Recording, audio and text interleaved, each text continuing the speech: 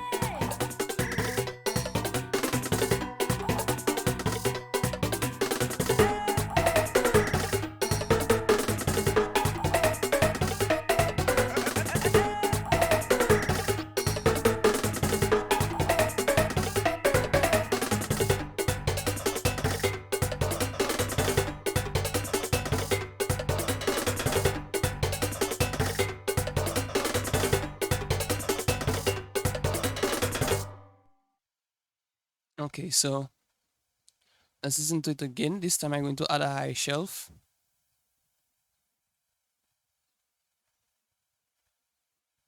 And as I said before, the high shelf is just to give me a live feeling.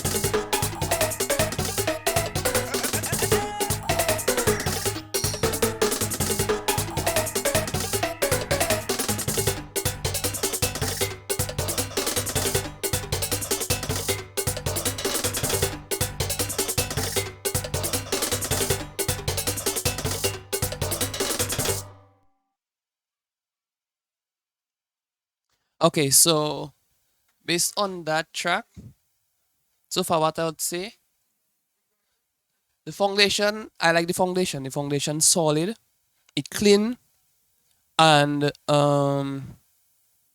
it's not as muddy or space consuming as like some rhythm are there. So like the rock guitar is here, but it's low. The car glow is there as well, but it's not dominant. It's just giving the body and the e-bass as well. So I like the use of the foundation samples, the body, as well as the other background samples. They were leveled. Although there's some of them that I would probably level off a little bit more or probably pan them. Then there's like one song which I think could probably be panned to the left a little bit more. Let me see if I can pull it up.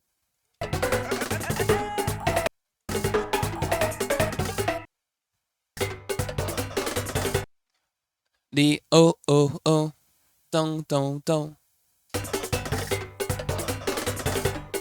I think that's like the scrap hammer or something like that. That makes that song.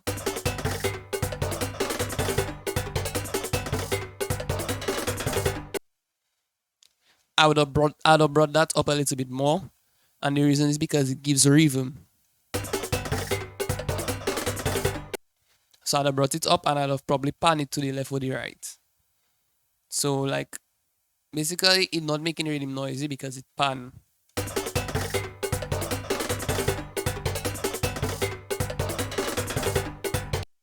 because right there that gives rhythm. So like let's say for instance, if I was like if that was like I was playing that as a band, I was playing it as a band, then it would actually be like a rhythm setter, a tone setter basically.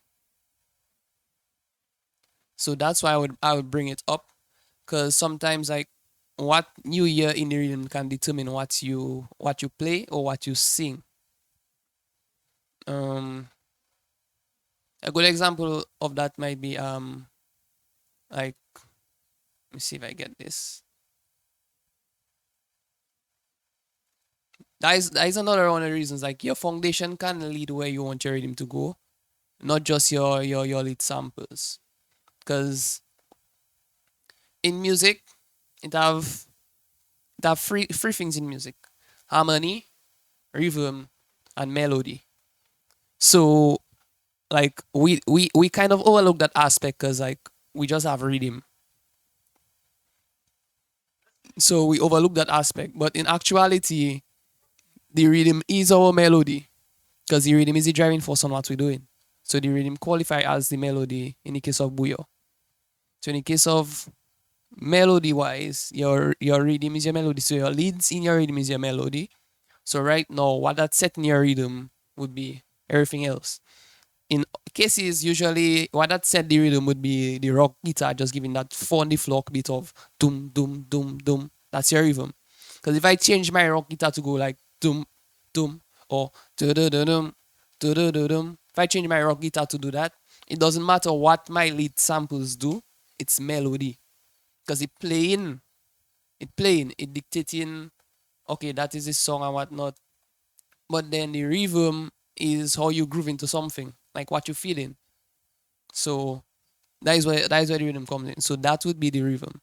So like yeah. So as I was saying, like the reason I said that your samples can dictate your song is because like for that rhythm, for instance, like all you know that rhythm and all you know what they're singing on that rhythm. So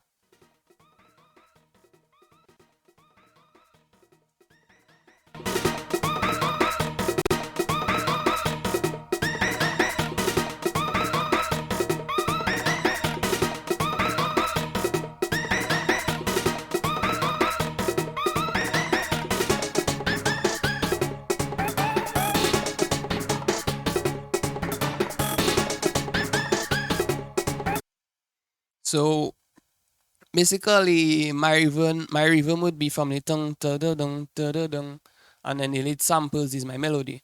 Now the reason I was saying you like the rhythm can dictate what you're singing is because you're hearing the sample in the first part, and that's where they get you get the idea to say hello baby because it's going with what the sample singing, and mostly what they singing on that actually going with what the rhythm doing. So that's why I was telling you like your rhythm and your melody in your rhythm, more like your lead samples and your foundation can dictate what you're playing. Because if I was playing like band wise and I heard that rhythm you have there, that one sample that I told you to bring up, it would dictate what I would play. So probably let's see, get something, anything.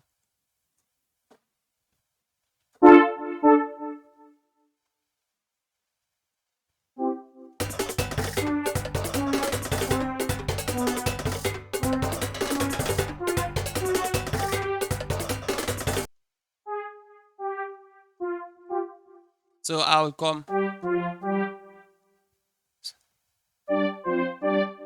or so basically what I saying is that that sample I'd bring up that sample and I'd pan it. Otherwise, your lead tones are too low. Your lead tones need to stand out because it's what I go into here. Then also your cabasa, your maracas, they're too loud.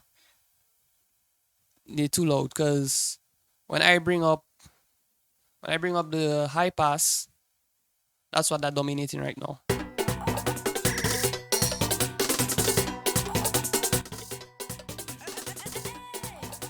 So you see, when I take out the volume on that, it's like all I hear is the cabasa. the cabasa, the maracas. Your lead sample is sitting down too much in the background. And yes, at the time when you're making the rhythm, the level not sounding like that, and then you setting your level one way or the other. But as I was telling you, the only thing that determining the sound of your rhythm is not just your volume level. Your frequency is going up as well. So the moment I boost up that frequency, I boost up volume level on that frequency. So bring down your cabasas and your leads, bring them out more. Because they sitting down too much in the same place as they sit down too much in the same place as your foundation samples. Check. So rhythm wise, another thing, to me, it would have four levels when I consider what I doing for a rhythm. Four levels. Level one is the level where it's there, but you wouldn't realize it there. Probably until I probably solo the rhythm for you and you hear it there. So basically it filling up the space that you have no idea it filling up. You just know that yo, something not sounding as empty again. Level two would be the level that's setting the foundation basically. So level two is the foundation.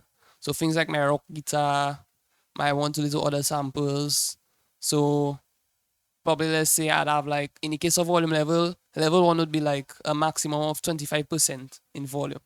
Level two would be around like 50% of volume. That is where my rock guitar or my other samples come in. Level three would be more foundation samples, but foundation samples that would stand out. So there'd be the higher set of foundation samples. So like in the case of what I was just telling you, that sample I told you to bring up, it would not be the lead sample, but it would be a foundation sample at level 3, where it stands out. And then level 4 would be your lead samples, which would be at the 100% volume. So you must think of it like that. You must think of your rhythm as at levels, basically. So right now with that high shelf, your cabasa and your maracas become what is level 4. And your lead samples like they somewhere between level 2 and level 3 because they're not as loud. So that's where I need to work on that. So that's it for that rhythm.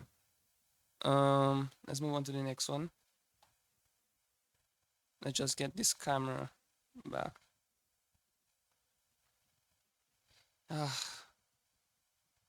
Camera went off. Okay, so for now, let's go to the next one. Don't worry about the camera for now. It's not important for the review. Next one would be, let's go to another rhythm first. So we'll go to this rhythm as next. Let's get off the high shelf first.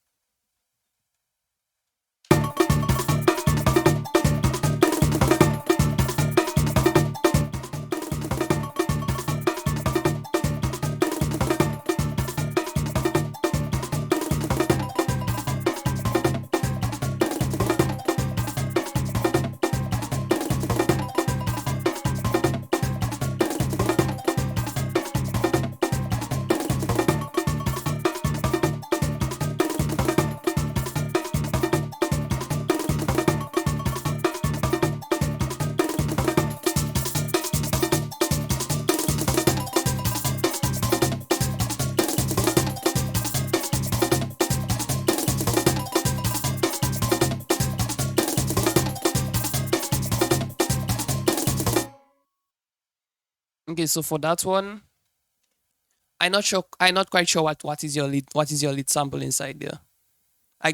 I just basically feel like foundation all over the place. So I don't know if that's the idea you wanted for that rhythm. If you had a lead sample, then I can't recognize your lead sample. I'm not feeling it. That sample are going to tung tung tung.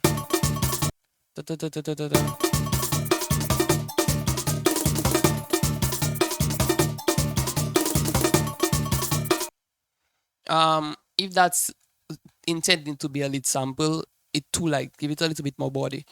Duplicate your sample and go with one that have a lower tone. Check, duplicate your sample and with a lower tone. Don't duplicate the notes. When you duplicate the notes, you can really control the volume of like the two different octaves. So duplicate the sample and then You copy and paste the same thing, and then you can control the volume level independently. The only thing you want from it is body for that sample. So don't go too much. Um, then your rock guitar,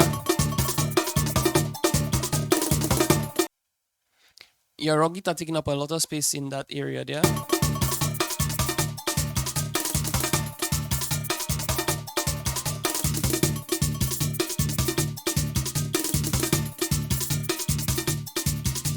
You see? Everything on the body.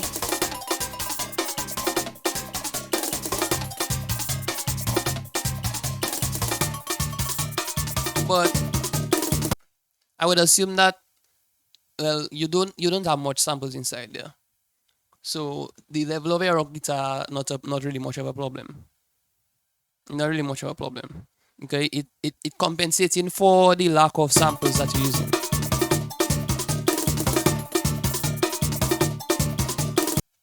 Just that, honestly, I would try and get rid of that rock, that area there on the rock guitar. So you can probably put a EQ on your rock guitar, take out there, take out inside here, some here, because that just a boxy tone, like a boxy sounding area, and it's like I don't really see the sense in having that boxy area in the rhythm, because yeah, it can the rhythm body, but it also making rhythm noisy and giving it and making it lack space.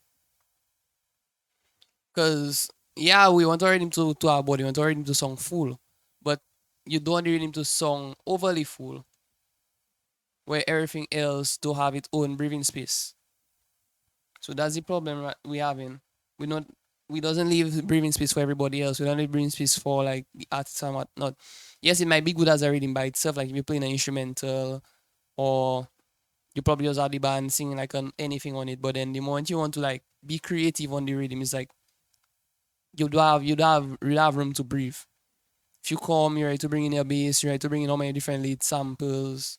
It limiting the amount of things you can do on it, the amount of instruments you can bring forward, the amount of things you can do with your vocals, because it's taking up on a frequency level where everything else would come in. So don't make your rhythm too noisy. Yes, we want body in our rhythm, but at the end of the day, the body not going to be that much important after the fact that you want a clear song, you want a good quality song. So that's like, yeah, people always use the rock guitar as like a sample for like a foundation, but in my case, I would only use it for like body, honestly. Other than that, I would omit the fact of using a rock guitar in a rhythm. So that's my opinion for that one.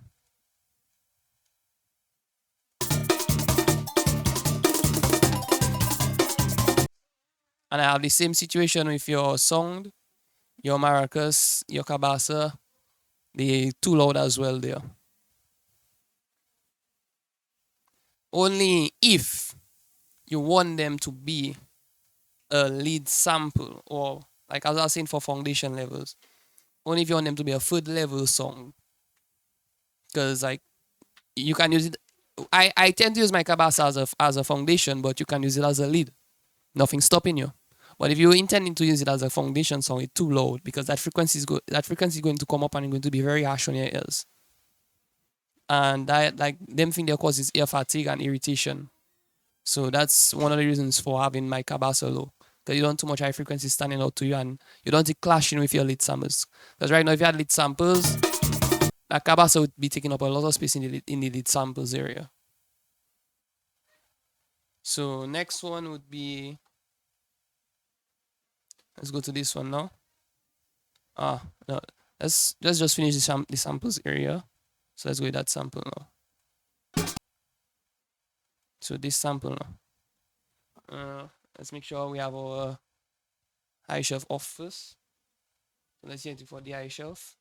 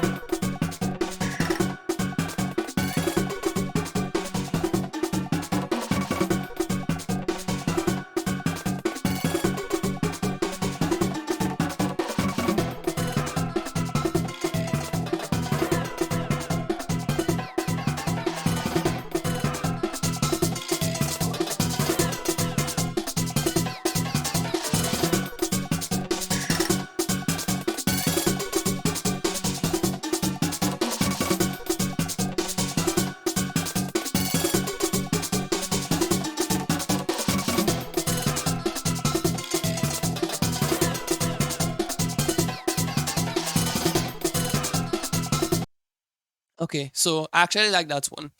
I like that one. But my problem is your guitar and your kabasa and your marasa again. The level of them is a bit too high for me. Uh, bring them back a little bit more, because unless you want them to be, as I said, somewhat of a lead sample. If you want them to be a foundation, bring them back a little bit more. Because right now, if you listen, like you can hear them fighting with your lead samples, which on that higher register, your lead samples in the higher frequency area. So that is how you just get something to stand out. Just like your vocals, when you're mixing vocals, you'd boost on the higher end, because whatever that in a higher frequency, a lot clearer to the ears. So you need to bring that back, because even if you put drums to play, you put a band to play live, you're going to hear the lead samples. The foundation samples will be there, but your ear's going to focus on the lead samples. Just like the melody in a track. No matter how much things you put in a track, your ear's going to focus on the melody. So that's where think of your lead samples as a melody. That's why I said that's the melody. So you want your melody to stand out more than a cabasa that just making a shack, shack, shack, shack, shack. Because right now, it's not a lead sample for you, it's a foundation sample. When it go outside there, people can think of it as a lead sample. The band going to have to worry about it. They're making that kind of song as a lead sample. So you want to emphasize what your lead sample is. So bring down your cabasas, your maracas, bring them down.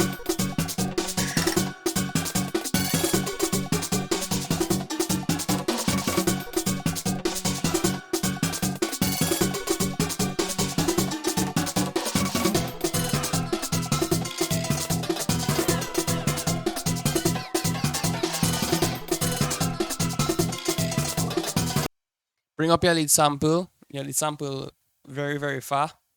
It's sounding like it's in a whole other pocket space. And then you have other samples that come in that song a lot louder than it.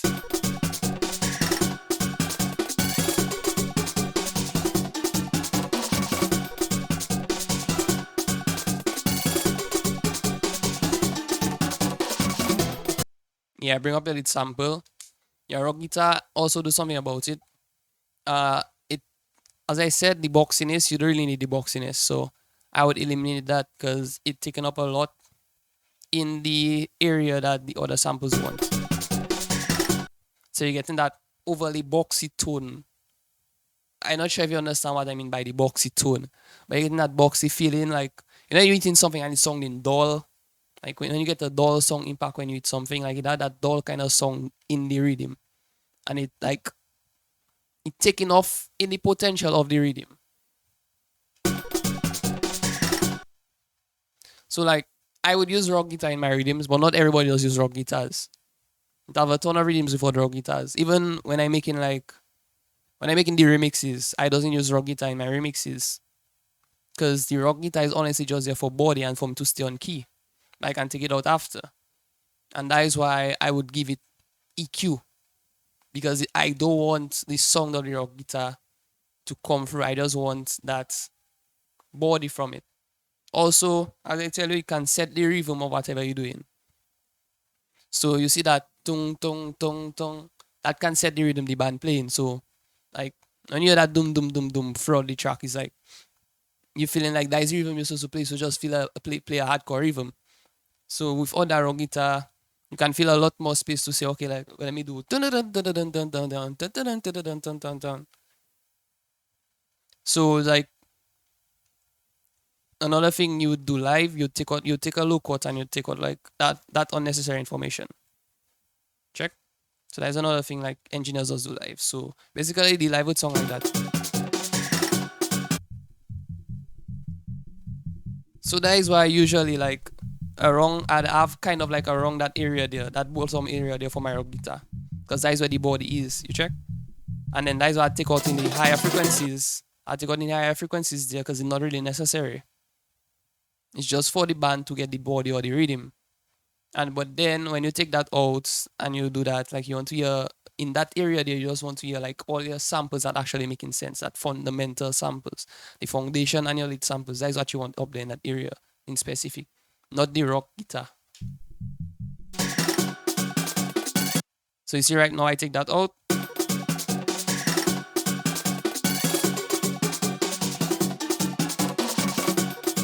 the rock guitar still there and it's too present. So it taking off from that nice little song that you're supposed to get. Because you just have that tung tung tung song ringing in your ears. So deal with the rock guitar, bring down the volume of it or cut off any frequencies and bring up your lead sample. It too far back for me. Next. Okay, so now we're done with those.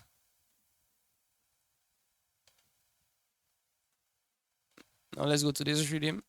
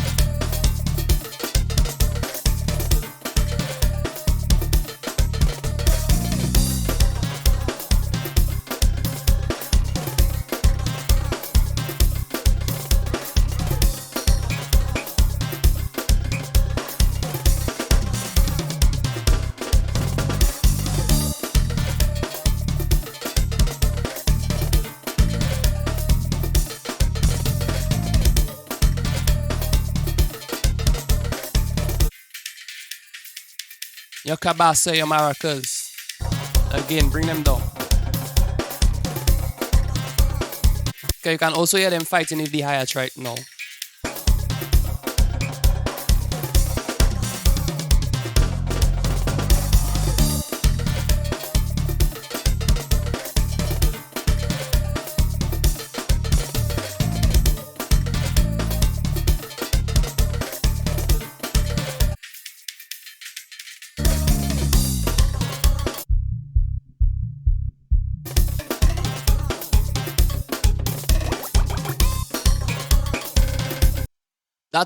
That whoop sample there.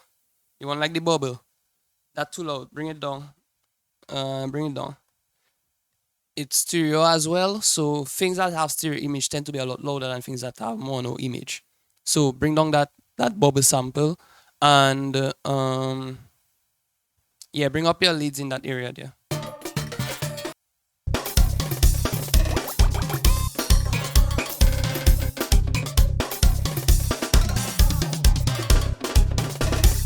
Bring up your leads, because that is what that is a melody. That is a melody, and that is what I actually feel in from the rhythm that I want to hear. So bring that up. Bring up that that lead sample there.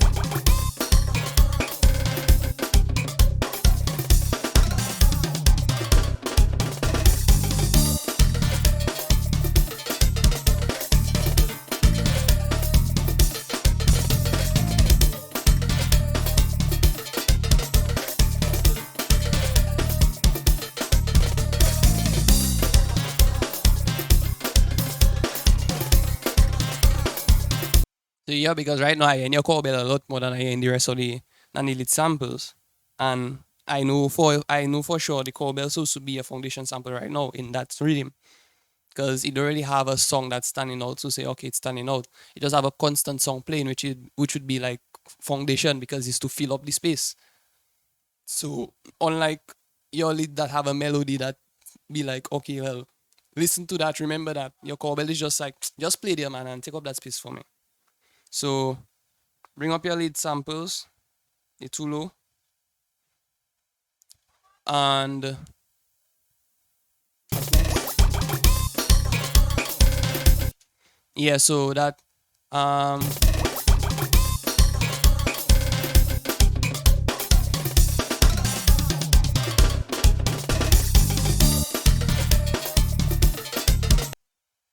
did it. Bring that up and pan it. Pan it left or right, slightly, not fully, probably like 45%. So it can, because it what happens now, you can have up to like 3 4 lead tunes.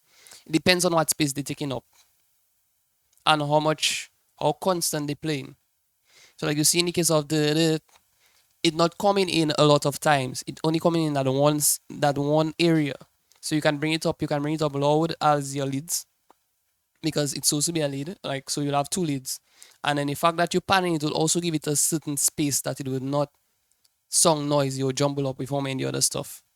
So bring it up because it's not coming in a lot of times. Unlike, for instance, like right now you have your cowbell doing how much stuff. If you had your cowbell as like instead of a cowbell, if you had another sample that like a lead sample doing all that, and then you had another lead sample doing a whole other lot of stuff, that is where you'd get a lot of noise. But you can also eliminate that by using panning techniques. Uh, one thing I'd recommend the song of WCK, Out of Control. Listen to that song, specifically the ending where the rhythm changing.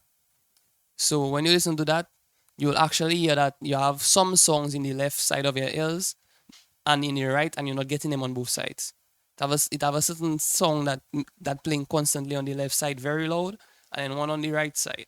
So both of them in their own space on the left and the right, but both of them are lead samples, and they're not sounding noisy, they're not confusing, they're not interacting with each other. So no problem there. Okay, so that's the review for that one. Now let's go to the last one.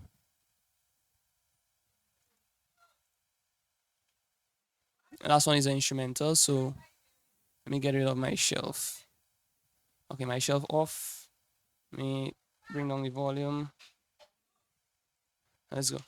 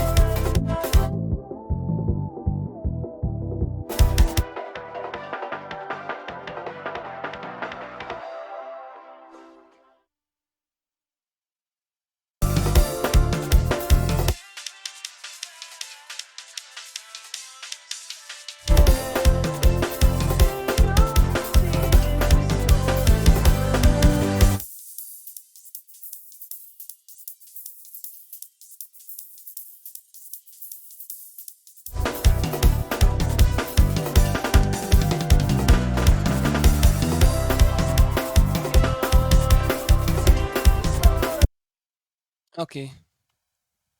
So I already noted some stuff. So first off, your bass. Change your bass. Your song like you probably use boo bass. Honestly, I'm not a fan of the song of boo bass. Like not a fan at all. The only time I would use it if I'm making a rhythm, like just a rhythm, and I want to pull up a quick bass. And the reason I use boo bass is because when I pulling up my rhythms later, if I still have the bass inside there, it would still load up quick because it's not a third party plugin. FL will take FL will have to search for that third party plugin a lot faster than to call up boo bass. So that's why I use boo bass instead of like my authentic bass that I would use for my Bouyon. But change your bass. The thing is, Bouyon is an acoustic bass song, electric bass. So get an electric bass song that actually sounds in close to an electric bass if you want to bring out the song in your Bouyon accurately. Because a lot of Bouyon that we get in, the song, the bass are actually live recorded bass. So like when CK used to let go tracks, they have live bass. Triple K letting go tracks, they have live bass. Most of the songs that come out is live bass. Expect for when artists do it.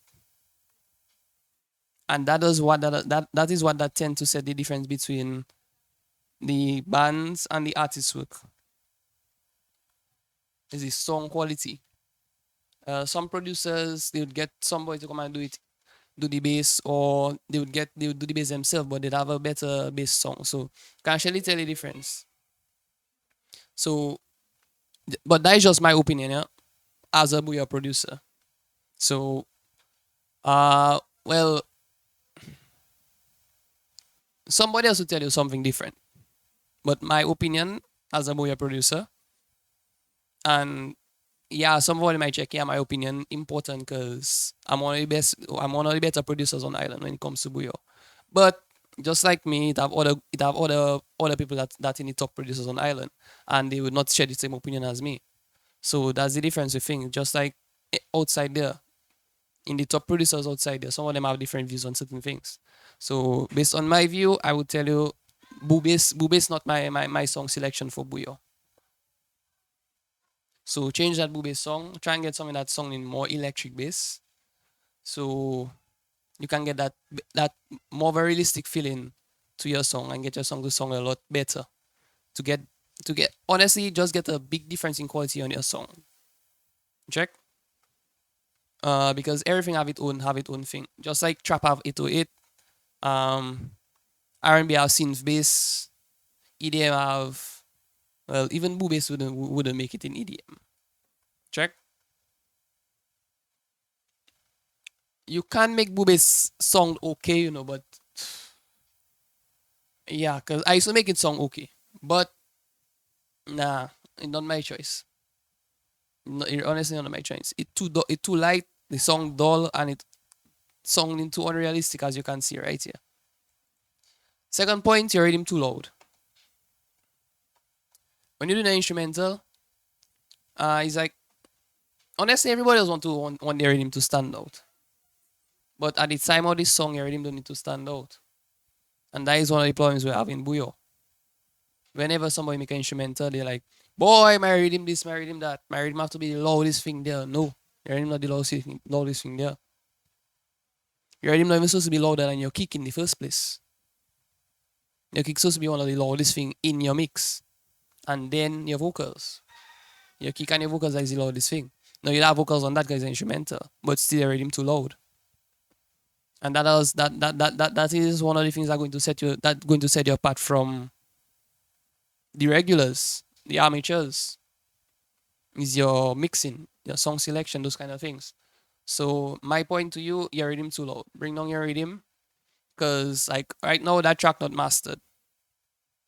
Like I can just see it not mastered from looking at the waveform. I can see it not mastered. And if I pull out up,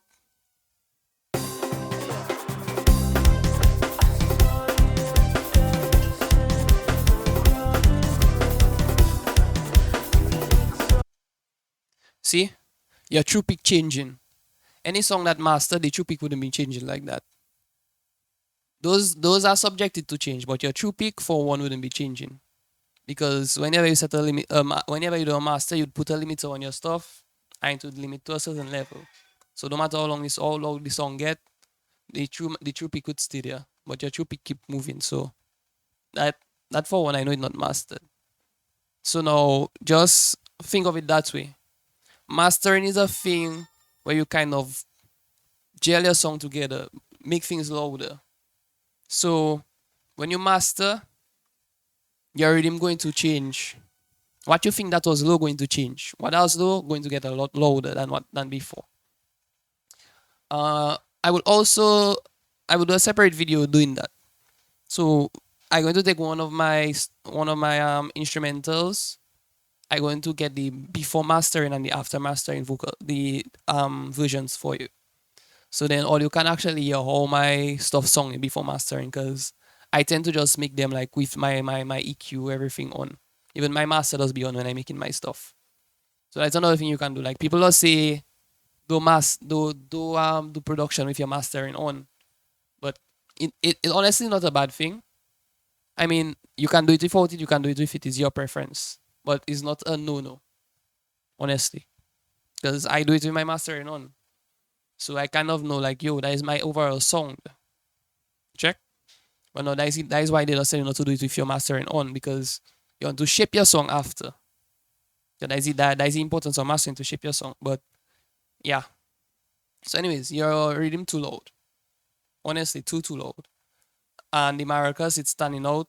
Like it's standing out because your rhythm loud. But you can probably bring it down as well. But the main reason it's standing out is because your rhythm too loud. Your kick, your kick not bad. Check, your kick not bad. So your kick okay, but your drum's not knocking enough. As in it don't have the impact it's supposed to have. So like probably like a boss compressor to get your drums to like glue together a little bit and probably some parallel compression as well. But it's not a necessary thing.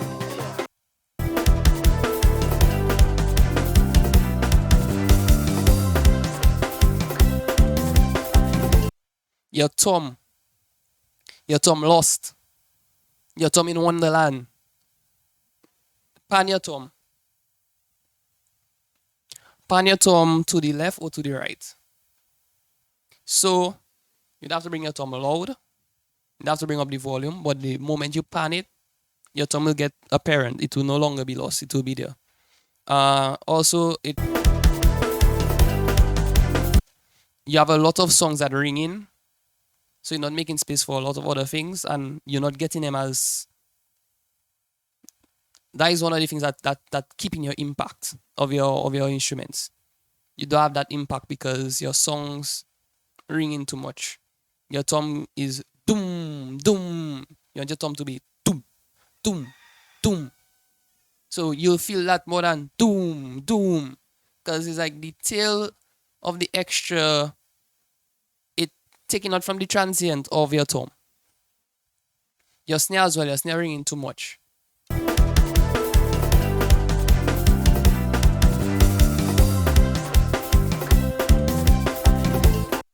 But overall, the sound of your snare, I don't like the sound of the snare. So I would change my snare.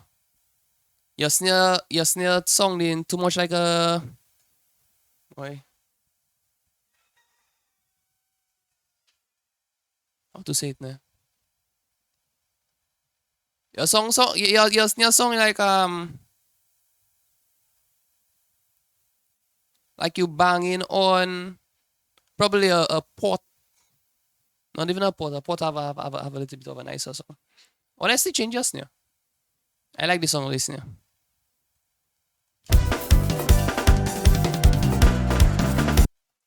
Your snare also contributing to ear fatigue. So that's another thing you have to consider when you are making instrumentals. Is if you can sit down and listen to it on repeat.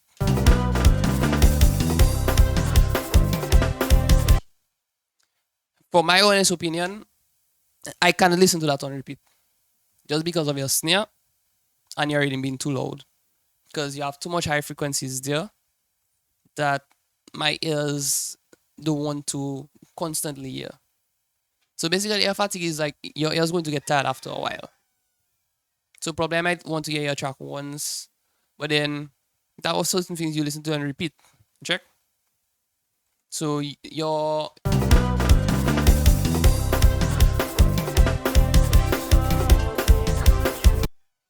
instrumental, it giving me ear fatigue. So one of the ways to get rid of that is your snare. As I tell you, change your song of your snare. Your snare have too much high mids, too much high ends, and no body. Cause like your snare so should have more body. Check. So feel this snare, not just hear it. So feel this snare.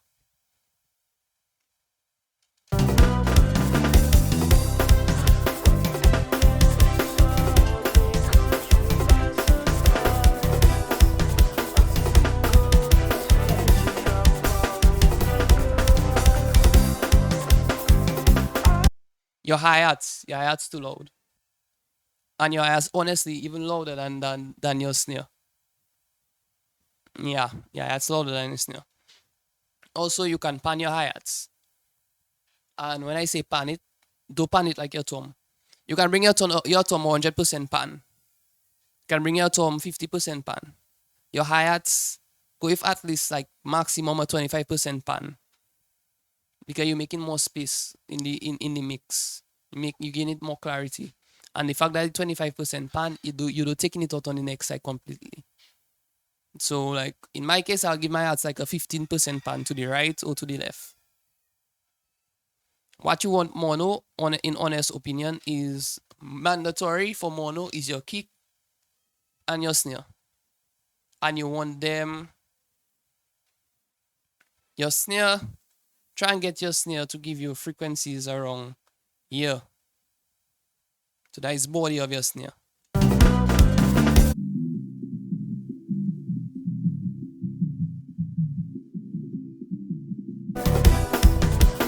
Like right now, I don't get in your snare there.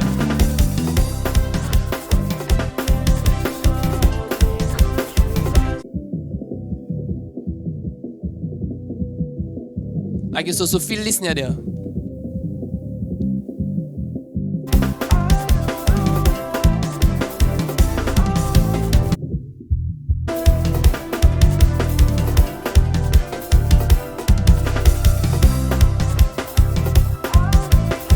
And you could probably do it for with a little boost around here in your low ends for more thump.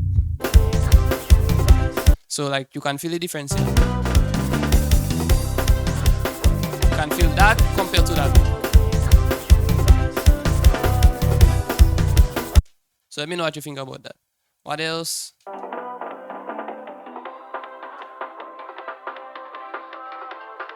See, that is how you feel in your snare. And you see, if I bring that up just a little bit, and like that is like basically a 2% boost in that frequency, and just you're irritating. Like you can feel it in your ears that this song hurts in your ears. And honestly, in the mastering process, you can boost certain frequencies and take out certain frequencies, and it'll make slight minor changes. But that makes so much of a big change just because of your snare. So that is something I can actually tell you, like, yo, the snare not cutting it.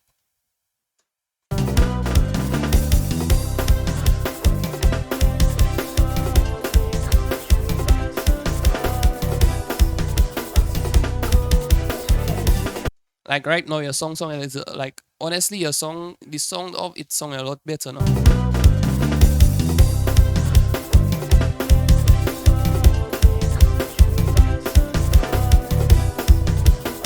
So you can hear the song now, like your ears not getting as much sharp hits on it as before.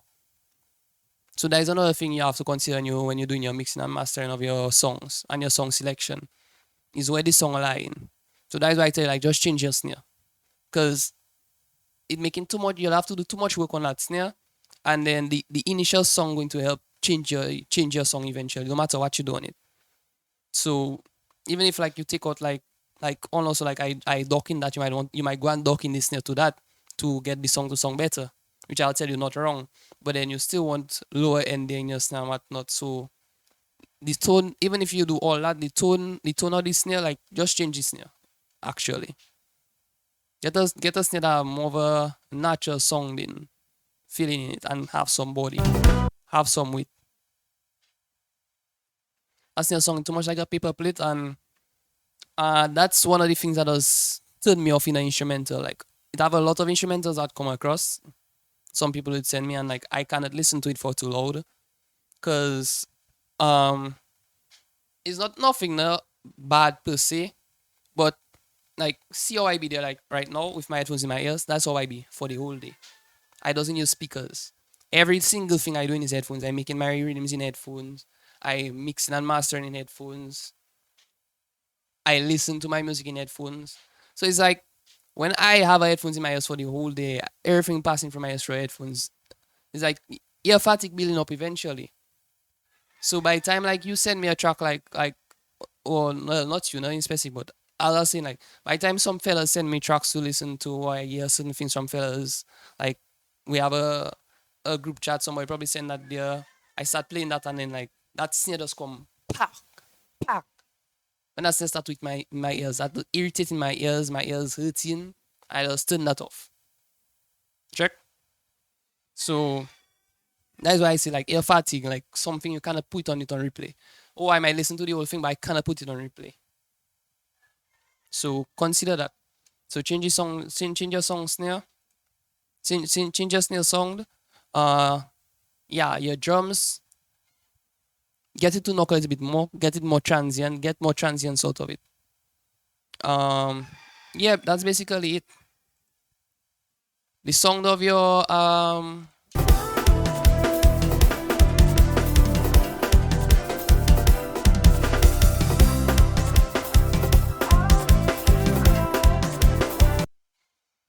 the sound of the acapella that you're using.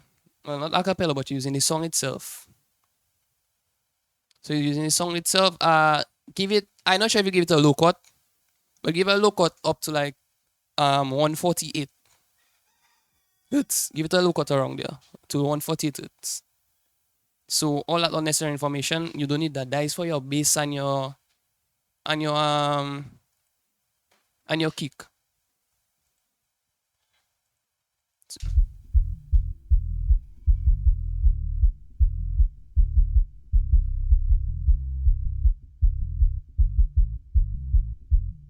Like I can hear, I can hear that the track coming out through that. So like the audio file that you use for the remix, the Save Your Tears audio, I can hear it passing through that low end section. And that is basically subs.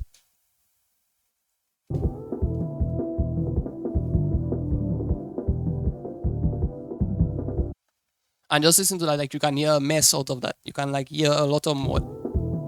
Like the song, check.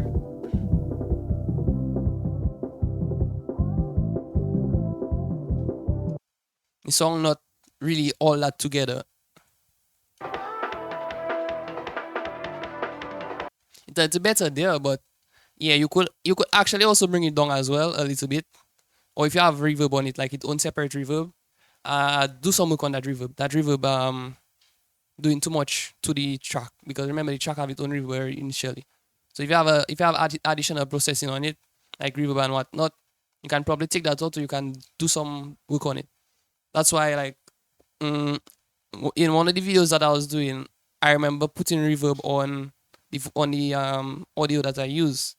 And then I remember that when I was doing that, I actually put it off and put it on. And I thought about it for a while of leaving it off or leaving it on. Because, yes, bringing the reverb was getting a little bit more oomph, like a little bit more stereo. But at the same time, to me, the space that my instrument, my remix had, it was taking out that space. Because that is what reverb does. It makes space.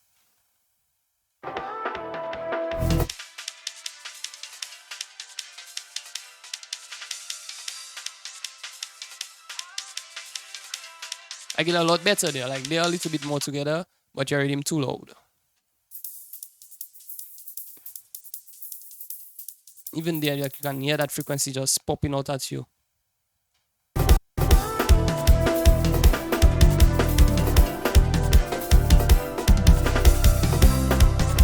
And then with mastering going to boost up your song. So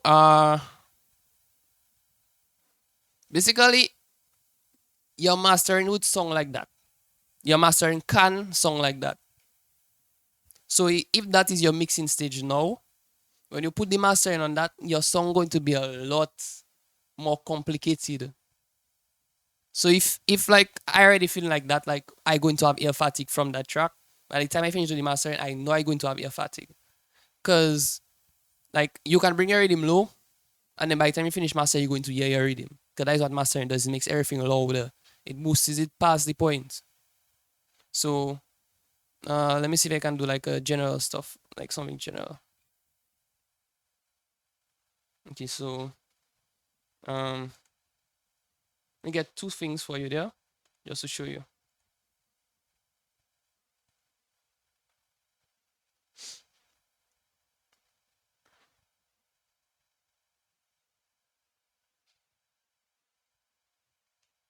So one, let's get limiter. Where did I put that?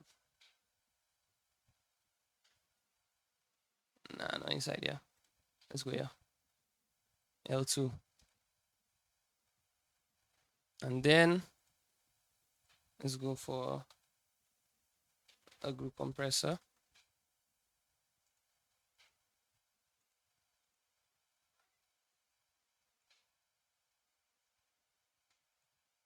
The first thing I want to do is that when I also want to analyze where your song be at the moment. So let's see how much headroom I have.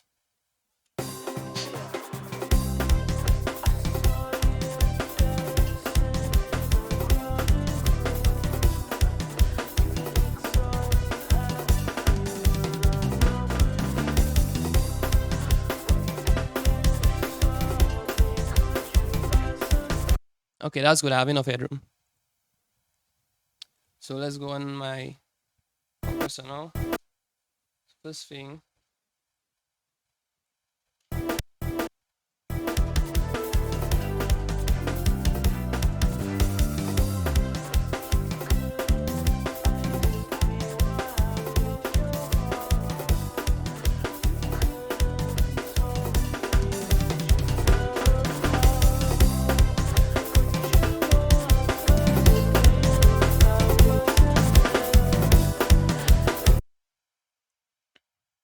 Okay, so if I master in,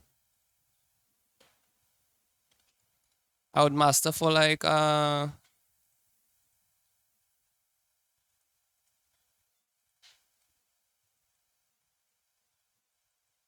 master for somewhere like -14, which would be for like streaming purposes.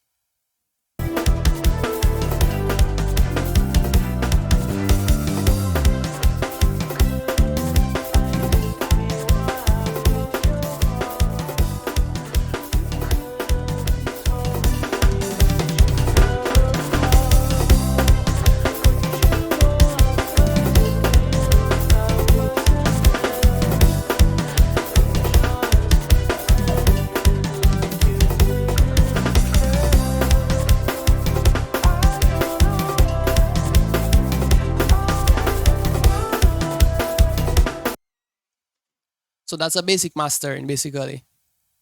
And that's your track after that basic mastering.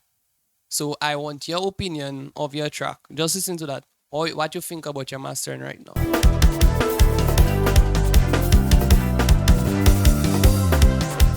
And then here, you can also see like that. Shows you a few things. Your high ends, you have too much things in your high ends. Like, yeah.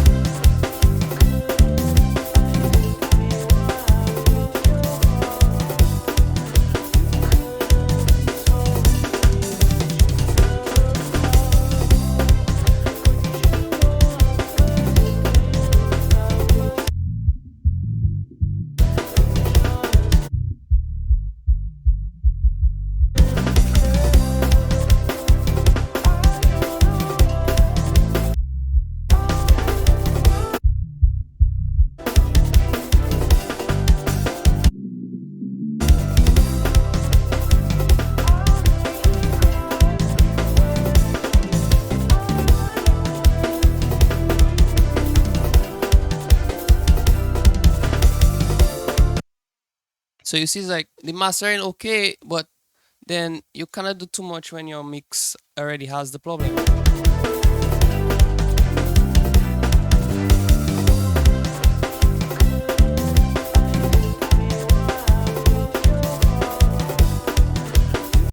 So you check, like, you see, as I was telling you, by the time you master everything else, that was low going to get low, and what that was already just going to get irritating. So so you end that same thing I was saying about your snare, that pack that just coming out in your ears, that was going to hit your ears. So yeah, so that's the review for that one. So after that, like, we basically doing like a full review right now because I review all the tracks. So Teska, that's my review. Like, that's my opinion as a Bouyon producer, and well, as a producer in general, because I do know the other genres of music as well. So, but in the case of, like, for that, for those Bouyon works, like, my review, that's my reviews for all five of them. So, uh, work on those, work on those. Use the review to work on them, and just use reviews, use feedback to improve yourself. Because I've been through it. I've been through countless food feedback, countless reviews. And I was all through them stages there where I had things like loud. All that thing about having your rhythm loud, as well as I was saying, you, like, your rhythm need to be loud. It don't need to be loud. Put it at a level where it's supposed to be there. But your rhythm, like right now, your rhythm so loud, like it louder than a lot of things that I want to hear in the instrumental. So yeah, so that's the review for Teska the DM. Once again, guys, thanks for watching. I have another review to put together as well. I I was also requested, well, after from Yanga, when I did the review for Yanga, I realized that a drum tutorial would be needed. So I'll put out a tutorial on how I put my drums together, or like how you can start putting your drums together. So look forward to that, as well as the review, the other review that I have to put out as well. So, Zaijian.